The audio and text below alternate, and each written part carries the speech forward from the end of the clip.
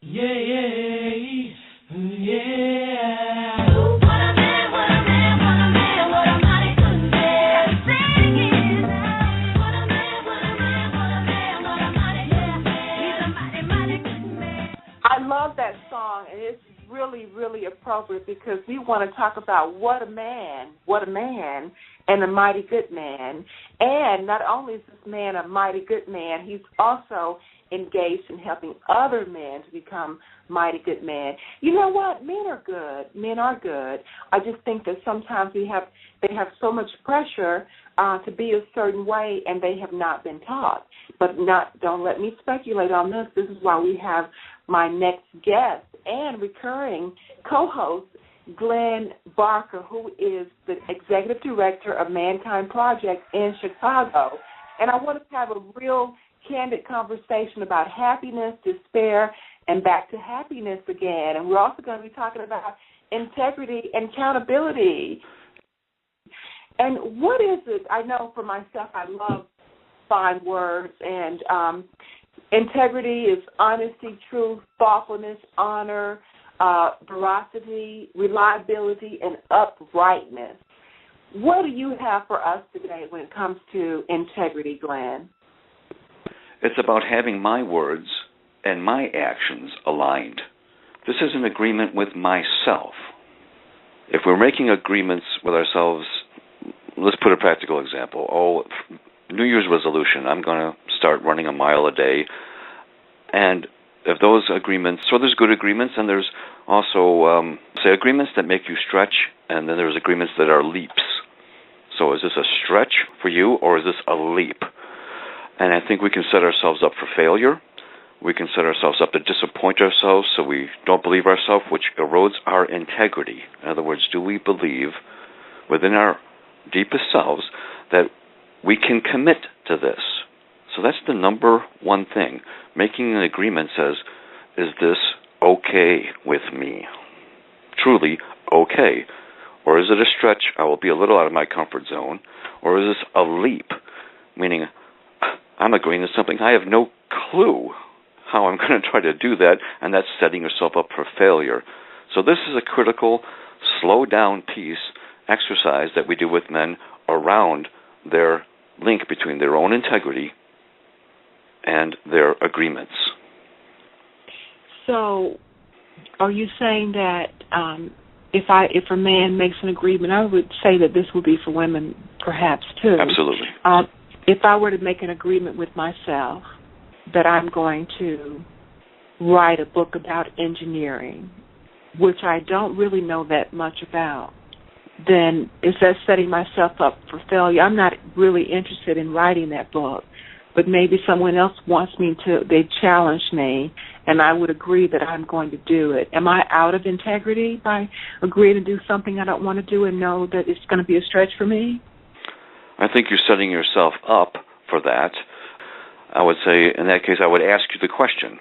This piece you want to do about a book about engineering, for you, is that a stretch, meaning that's something you just have to focus on and give time to, or would you say that's a leap, something that's you're dumping in the deep end and you haven't learned to swim yet? And I would just ask you that question, and how does that feel to you on the inside? Well, I think on the inside, and this is very fictitious, I'm making this up, but just the thought of it is a leap. It's a great example. You would say it's a leap. And then I would say, then Chloe, as your friend, mentor, I would say, have you already made agreements around doing this book with anybody yet? And your answer would be? Well, no, I've been thinking about it, but now that I have all this anxiety in me and I'm making up excuses of why I can't do it, if it were a stretch, are you saying that I could possibly get through that because it's just stretching myself? Stretching yourself, and maybe you need support for that, and you'd like to look at that because that would stretch you. It takes you a little out of your comfort zone, and that's important that we're stretching ourselves. And with the men, we have support systems for that. I'm with this stretch, and I'm asking for help, and the man can ask for what kind of support looks like for him. A leap is something, when I hear something like that, we're not advice givers, but I'll ask a good question. For you, is that a stretch or is that a leap? And give you a moment, check in, so that you stay in integrity when your words and your feelings and your actions are all aligned. Your head says yes, or your heart says yes, but are you really okay with that? And you said, no. Right? Right. So if we're in a group together, and before you go out and tell the world and set yourself up for possibly failure or making excuses rather than taking responsibility. So if you want to rethink that stretch, what else might be a stretch for you that would be more reasonable, Chloe? Well, a stretch for me that would be more reasonable is that I would write another book, and the book would be around something that I really am excited about, that I've always wanted to do, and I could see who the people are that I could get some advice from, and I could actually see myself doing the research and compiling everything together. Now, that's a stretch because I believe that anytime you say you're going to write a book, it's a stretch. Anything you have to apply discipline to for a prolonged period of time, and it has a date and an outcome, yeah.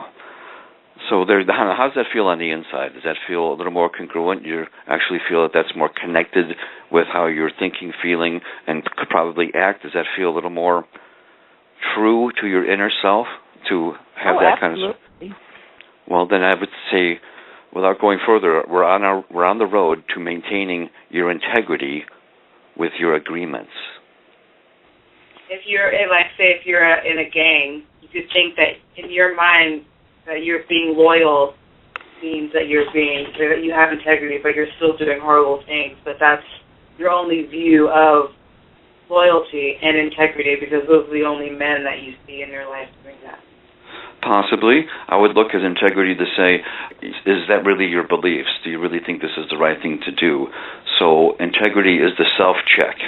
Is this really okay? Or is this not okay? Man, question on that. If you were, for instance, what Jade is talking about, being in a gang, and you've grown up with your fathers, your uncles, and maybe even your grandfather having come from a gang, that mentality, and when you do a self-check, is that okay? What if you've never been taught what is good and what is right and what is integrity? Can you ask yourself that question and get a real, reliable, honest, genuine answer back from the inside of yourself? That's a terrific way to phrase it. I may make an agreement with my gang that I'm going to do something. And so that's my agreement. I'm committing myself to do something, to belong, or for whatever fill in the blank reason. If my inside check doesn't put an uh-oh in there somewhere, then I'm hiding, repressing, or denying that. This is a term we use called shadow. What I hide or I repress by holding it back, or I'm denying its existence. And once you get to denial, it can actually be so deep that it'll be overrode by your agreement, your needing to belong, or your fear or your anger. So it's kind of like, what part of us has possession, and who's driving the bus? I know, Glenn, and also Jade and listeners and all of you there, that sometimes, and even oftentimes, as we can see today, that there are men in the homes, and then there are some young men and boys who are still going in a different way and not knowing who they are. So what do you say to that, Glenn?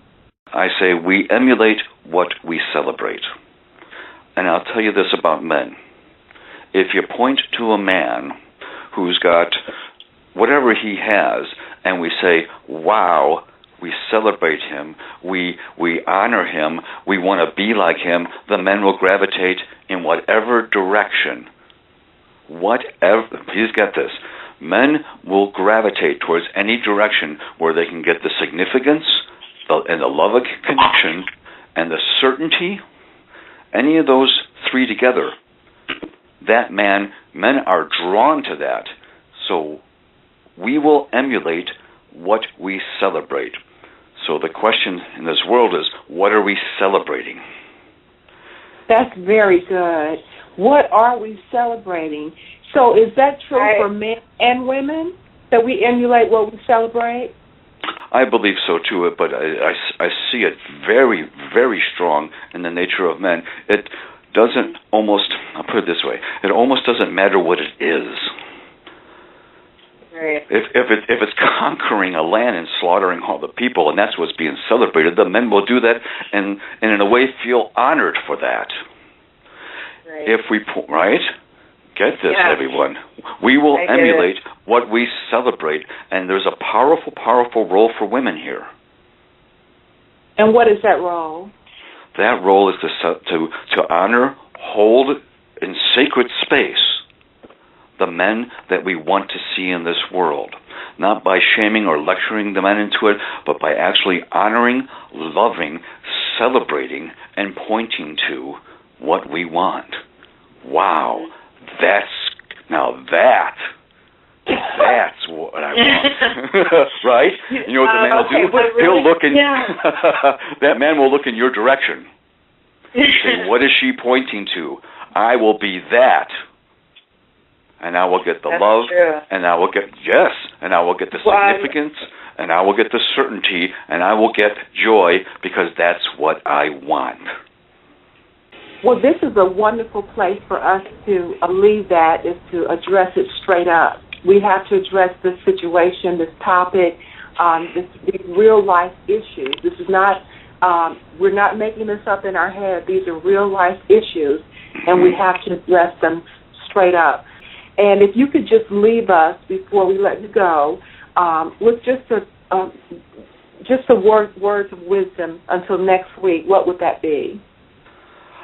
I would say to all of our listeners, listen to our archives as well, and maybe take it upon ourselves this week to look at certain things within ourselves, and maybe call in again next week and tell us what you saw. Look at integrity. Is what I'm thinking, feeling, and saying and doing in the world, is that congruent? Am I really being truthful on the inside? On the outside, am I holding to my agreements? When I can't, am I doing the next best thing to mend that relationship and make good on my promise through the second chance that I have? Observe that in yourselves. Observe that in the world. And I believe that's sort of the pathway in that'll help the pathway out.